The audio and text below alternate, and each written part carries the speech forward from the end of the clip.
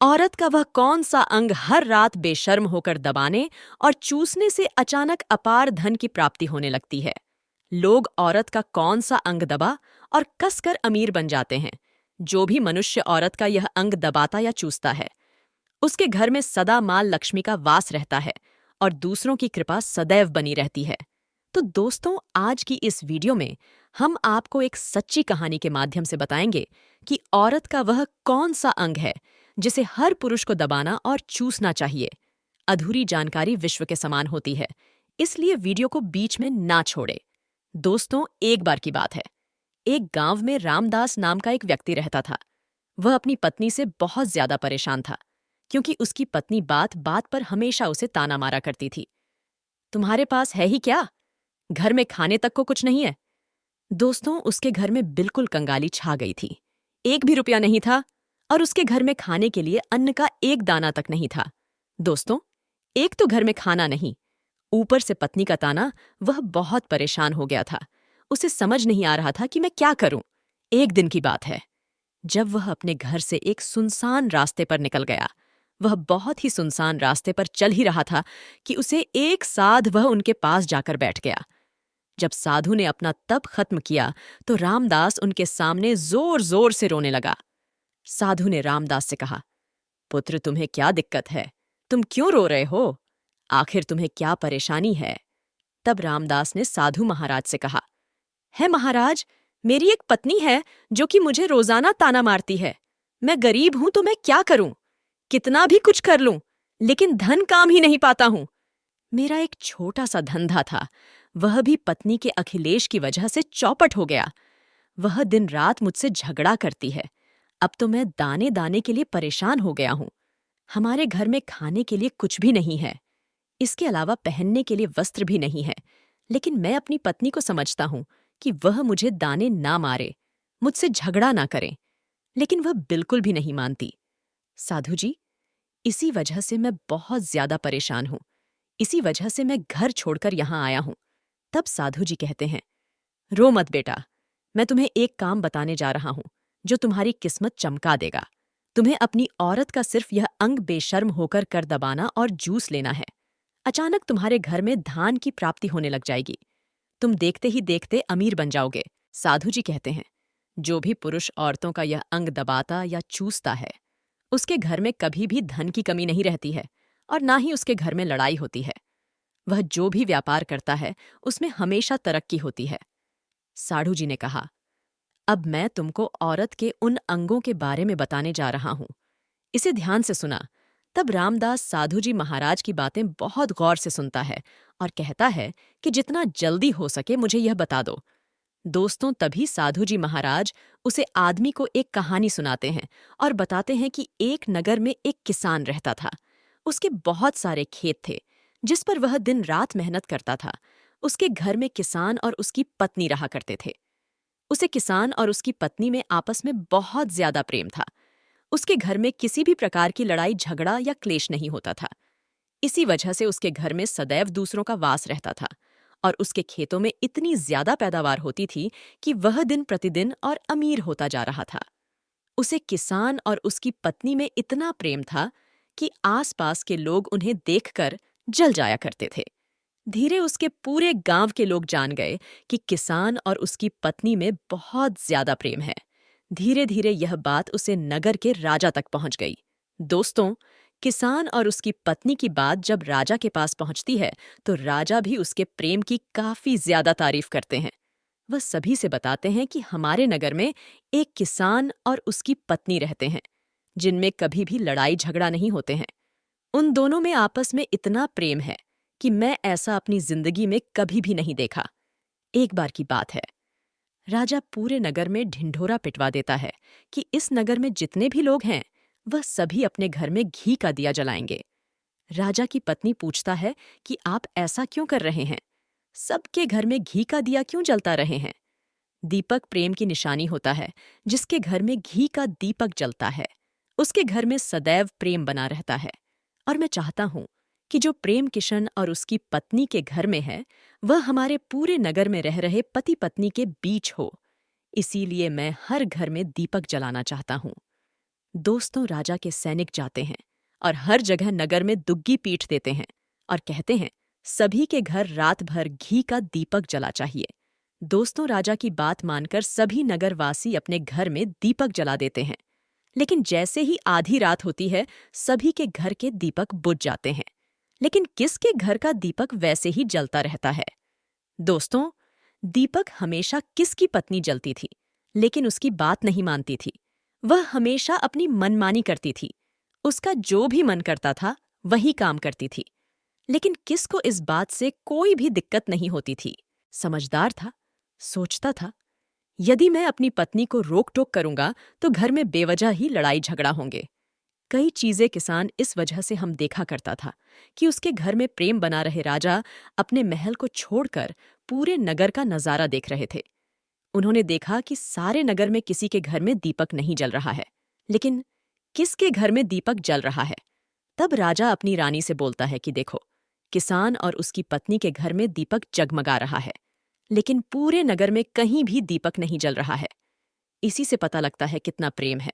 तब राजा की पत्नी राजा से बोलता है कि जो किसान और उसकी पत्नी में प्रेम है, वह किसकी पत्नी की वजह से है, और इसी वजह से उसके घर में इतना ज्यादा प्रेम है। दोस्तों, जब राजा रानी की बात सुनता है तो कहता है, नहीं, तुम्हारा सोचना गलत है। जो प्रेम किशन के घर में है, वह उसकी पत्नी की वजह से नहीं है, बल्कि वह किसकी वजह से है। रानी कहती है कि किसकी पत्नी बहुत ज्यादा समझदार है। आपका सोचना गलत है, और यही वजह है जो कि उनके घर में कभी भी लड़ाई झगड़ा नहीं होता है। राजा कहता है कि किस समझदार है, और रानी कहती है कि किसकी पत्नी समझदार है। दोस्तों, इसी तरह कुछ देर चलता रहा। इसी बात को लेकर राजा और रानी के बीच काफी झगड़ा हो गया। इसके बाद रानी राजा की दाढ़ी उखाड़ ली और राजा ने रानी को उठाकर पटक दिया।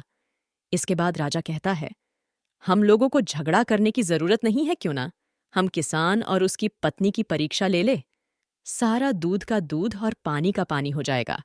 लड़ाई करने के बाद इस बात पर राजा और रानी दोनों सहमत हो गए और दोनों की परीक्षा लेने के लिए तैयार हो जाते हैं।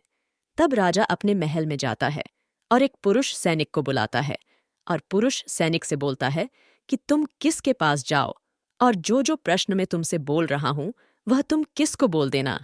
वह पुरुष सैनिक बोलता है, ठीक है महाराज। वह सैनिक राजा की बात सुनकर किसान के पास जाता है। उसे समय किसकी पत्नी खेतों में गई थी, लेकिन किसकी कुछ तबीयत ठीक नहीं थी, इस वजह से वह खेतों पर नहीं गया था। इस समय वह सैनिक किसान के घर पहुंच जाता है और किससे कहता है, मैं राज दरबार से आया हूं, राजा साहब ने मुझे भेजा है। दोस्तों, बताइए, मैं आपकी क्या सेवा कर सकता हूं? आप बैठ जाइए, मैं आपके लिए पानी लेकर आता हूं। तभी वह सैनिक बोलता है कि नहीं, तुम कुछ भी मत लो, मैं राजा का सैनिक हूं, बस आपके पास राजा का समाचार लेकर आया हूं। तब किस कहता है, ठीक है, आप मुझे बताओ, राजा साहब ने मेरे लिए क्या समाचार भेजा है? सैनिक कहता है, किस राजा साहब ने यह बोला है कि यदि तुम अपनी पत्नी को छोड़ देते हो तो राजा जी आपको बहुत सारे हीरे जवाहरात और साथ में तुम्हारे जमीन से 2 गुना ज्यादा जमीन राजा जी आपको गिफ्ट में देंगे। इसके अलावा राजमहल का आधा हिस्सा भी आपको दिया जाएगा। लेकिन जो किसान ने जवाब दिया वह सुनने लायक है। किसने कहा, राजा जी अपना पूरा राजमहल मुझे क्यों ना दे दे, लेकिन मैं अपनी पत्नी को नहीं छोड़ूंगा। जाओ और अपने राजा से कह दो। किसने ऐसा कहा है? सैनिक जाता है और राजा को सारी बातें बताता है। इस समय रानी वहां पर सैनिक की बात सुन रही थी। सुनने के बाद रानी ने कहा, लेकिन किसकी पत्नी की परीक्षा नहीं ली है? इस तरह से हम कैसे पता कर सकते हैं कि कौन समझदार है? इसके बाद रानी ने कहा कि अब मैं भी किसान की पत्नी की परीक्षा लेना चाहती हूं। जब दोनों की परीक्षा हो जाएगी तभी पता चलेगा कि कौन समझदार है। फिर रानी ने भी एक सैनिक बुलाया और कहा कि मेरी बात किसकी पत्नी को बोलना और याद रखना। यह बात तभी बताना जब किसान वहां पर ना हो। सैनिक ने पूछा कि रानी क्या बात बतानी है, वह तो बताओ। तो रानी ने सैनिक को सारी बात बता दी। सैनिक किसान के घर जाता है और उसके घर में आवाज लगता है तो उसके घर से किसकी पत्नी निकाल कर आती है और कहती है, बताओ क्या हुआ, क्यों ढिंढोरा पीट रहे हो? तो सैनिक ने कहा कि राजमहल से आया हूं, मुझे रानी ने भेजा है। किसकी पत्नी ने कहा, बताओ किस लिए आए हो? तब सैनिक ने कहा रानी ने बोला, है यदि तुम अपने पति किस को मार देती हो तो आपको बहुत सारे हीरे जवाहरात रानी आपको देगी और साथ में राजमहल का आधा हिस्सा भी आपको मिलेगा। इसके अलावा जितनी भी आपकी जमीन है वह तो आपकी रहेगी, लेकिन उसकी दोगुना जमीन भी रानी आपको देगी। यह तैयार हो जाती है, रहती है। ठीक है, यदि मुझे रानी साहिबा देगी तो मुझे मंजूर है। मैं अपने पति को मार दूंगी। तब सैनिक पूछता है कि रानी को कैसे पता चलेगा कि आपने अपने पति को मार दिया है। तभी किस की पत्नी बोलती है, मेरे घर में जो दीपक जल रहा है, जब मैं किस को मार दूंगी तो उसे बुझा दूंगी। तभी आपको पता चल जाएगा कि मैं किस को मार दिया है। अब सैनिक किस की पत्नी की बात सुनकर राजमहल जाता है और रानी को सारी बात बताता है। किस की पत्नी की बात सुनकर रानी बहुत अचंभित हो जाती है। राजा और रानी को स्त्री जात से नफरत होने लगती है। इस समय राजा अपने नगर के सभी लोगों को बुलाता है और कहता है कि मैं चाहता हूं कि मेरे और मेरी पत्नी की वजह से किस की जान ना जाए। तुम ऐसा करो, उसे किस के घर जाओ और सारी बातें बता दो और उसे किस को बचा लो, वरना किस की पत्नी उसे मार देगी। इधर सैनिक किसान के घर जाते हैं और सोचते हैं कि किस की पत्नी किस को रात में मारेगी और दिया बुझाएगी। इससे पहले ही हम किस के घर में पहुंच जाते हैं और किस को बचा लेते हैं। दोस्तों, जैसे ही राजा के सैनिक किसान के घर पहुंचते हैं तो हुआ है तो सैनिक किस की पत्नी से बोलते हैं कि तुमको तो किस को रात में करने के लिए बोला गया था, लेकिन आपने अभी किस को क्यों मार दिया। तब उसे किस की पत्नी बोलती है कि किस को तो मुझे मारना ही था, रात में तो मुझे सिर्फ दिया ही बुझाना था, इसलिए किसान को तो मैं दिन में ही मार दिया है। एक तुरंत ही किसान बड़े जाते हैं, सारी बातें बताते हैं। राजा और रानी क्रोध से आग बबूला हो जाते हैं। इसके बाद राजा और रानी किस की पत्नी को बंदी बनाकर लाने के लिए अपने सैनिक से कहते हैं। सैनिक जाते हैं, किस की पत्नी को बंदी बनाकर ले आते हैं। राजा किस की पत्नी से पूछता है, ऐसा तुमने क्यों किया? तुम लालची औरत हो, तुम्हें पैसों से प्यार है। तभी किस की पत्नी ने जवाब दिया और बताया कि मुझे तो किस को पहले ही मारना था, वह तो मैं कोई बहाना ढूंढ रही थी, क्योंकि किसान की आदत बहुत खराब थी। वह मेरे साथ बहुत खराब व्यवहार किया करता था। तो राजा ने कहा, ऐसा क्या करता था? किस की पत्नी ने जवाब दिया कि वह मेरे नाक का ऊपरी हिस्सा अपनी उंगली से हमेशा दबाए करते थे। इसके अलावा किस एक काम और मेरे साथ करता था।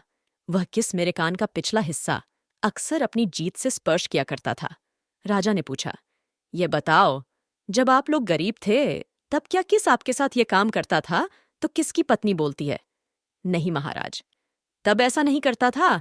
तब राजा ने कहा, मैं समझ गया कि किस ऐसा क्यों करता था। उसी समय साधु जी ने रामदास से पूछा, तुम्हें कुछ समझ में आया? औरत का कौन सा अंग दबाने तथा चूसने से लोगों को अचानक धन की प्राप्ति होती है? तो रामदास ने कहा, नहीं साधु जी, मुझे अभी समझ में नहीं आया। तभी साधु जी कहते हैं, अगर अभी समझ नहीं आया तो मैं फिर से आपको बताता हूं। अपनी पत्नी काम करता था, वह है, उसके नाक के ऊपरी हिस्से को अपनी उंगली से दबाता था। तो जिस भी मनुष्य के घर में पैसों की किल्लत है, उसे अपनी उंगली से औरत के नाक के ऊपरी हिस्से को जरूर दबाना चाहिए। दोस्तों, औरत के नाक के ऊपरी हिस्से को बहुत शुभ माना जाता है। इसी वजह से जो यह काम करता है वह हमेशा धनवान पुरुष बन जाता है। दूसरा काम है, जो भी पुरुष औरत के कान का पिछला हिस्सा अपने जीव से स्पर्श करता है, उसकी किस्मत के द्वार खुल जाते हैं, उसे अचानक धन की प्राप्ति होती है। ऐसा इसीलिए होता है क्योंकि औरत के कान के पिछले हिस्से में माता लक्ष्मी का वास होता है। जब आप ऐसा करते हैं तो माता लक्ष्मी आपसे प्रसन्न हो जाती है और आपको अपार धन देता है। और आपने एक बात तो जरूर सुनी होगी, औरतें माता लक्ष्मी का रूप मानी जाती है। यही वजह है, इस संसार में जो भी मनुष्य यज्ञ पवित्र काम करता है उसका घर धन से भर जाता है, जो किस कहानी अपनी पत्नी के साथ करता था। लेकिन आप जब भी ऐसा काम करें तब आपको अपनी पत्नी को पूरी बात बता देनी चाहिए, अन्यथा आपके जीवन में ऐसा अनर्थ भी हो सकता है। दोस्तों, आज का ज्ञानवर्धक वीडियो कैसा लगा कमेंट करके जरूर बताएं और हाँ, कमेंट में हर हर महादेव लिखना ना भूलें। धन्यवाद।